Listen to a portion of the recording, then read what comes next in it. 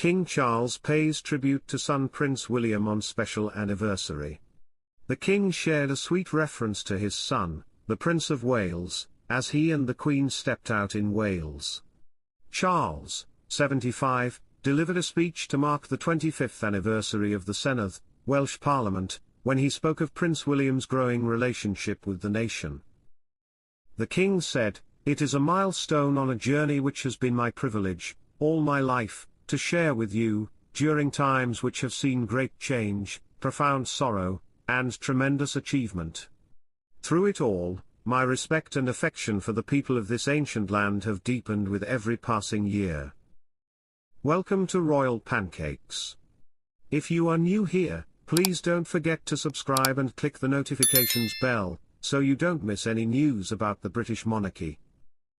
The former Prince of Wales added, "It has given me great pleasure to see my son's relationship with this special land continue, including returning only this week to Anglesey, Ynys Mon, a place which I know means so much to him.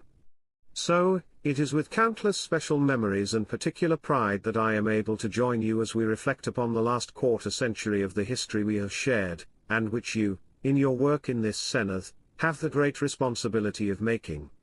William, who became the Prince of Wales in September 2022, lived with his wife Kate on Anglesey as newlyweds when he served as an RAF search and rescue pilot at RAF Valley from 2010 to 2013. The future King, 42, was reunited with his flying instructor during his nostalgic engagement on Tuesday. It marked William's first visit to the base after he became Royal Honorary Air Commodore of RAF Valley last August after taking over the role from the King. Charles returned to the Senedd for the first time since September 2022 following his accession and Queen Elizabeth II's death. He and wife Camilla were greeted by a guard of honour from the Royal Welsh, and a crowd of schoolchildren. The King donned a navy blue suit with a striped tie while the Queen looked pretty in a pale pink coat dress and a wide-brimmed raffia hat. Inside the Senedd, the couple met party and parliamentary leaders and heard a performance by the King's new harpist, Med Pugh Evans, in her first performance in the position. In 1999, the then National Assembly for Wales was established and many of the powers previously held by the UK government were passed to Wales. Now commonly known as the Senedd, the institution has undergone significant change, becoming a fully fledged parliament with the ability to make laws in crucial areas. They are arguably the most famous net curtains in the world. And from Monday, visitors to Buckingham Palace will be able to stand behind them, inside the room that opens onto its famous balcony, for the first time in history. The newly restored centre room, where the royal family gathers ahead of their big balcony moments, opens to visitors for the first time on the 15th of July. The royals have celebrated coronations, weddings, and jubilees from the room, and it is where the King chose to record his last Christmas Day message in December.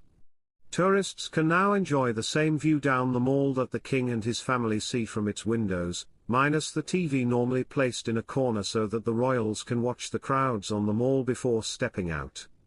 The lavishly decorated centre room is on the route of a new guided tour of the palace's East Wing, which was added to the palace by Queen Victoria and Prince Albert to house their growing family between 1847 and 1849. Caroline de Gittert, surveyor of the King's works of art at the Royal Collection Trust, says, "It was Prince Albert's idea to have a balcony at Buckingham Palace, because he saw it as a way of enabling the royal family to connect with the people, and of course that's exactly how, in a sense, it continues to be used on important occasions." She added, "But it began to be used very early on in Queen Victoria's reign, from 1851, waving off the troops to the Crimean War and welcoming them back on return." While visitors are not allowed to go out onto the balcony or take photographs, they can admire the lavish tastes of George IV, whose vast collection of artworks, furniture and decorations was brought to London by Queen Victoria from his holiday home, the Royal Pavilion in Brighton.